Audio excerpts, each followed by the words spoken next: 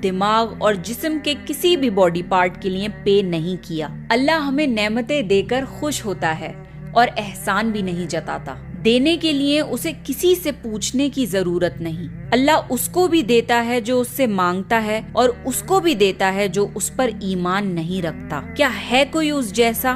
कोई भी तो नहीं।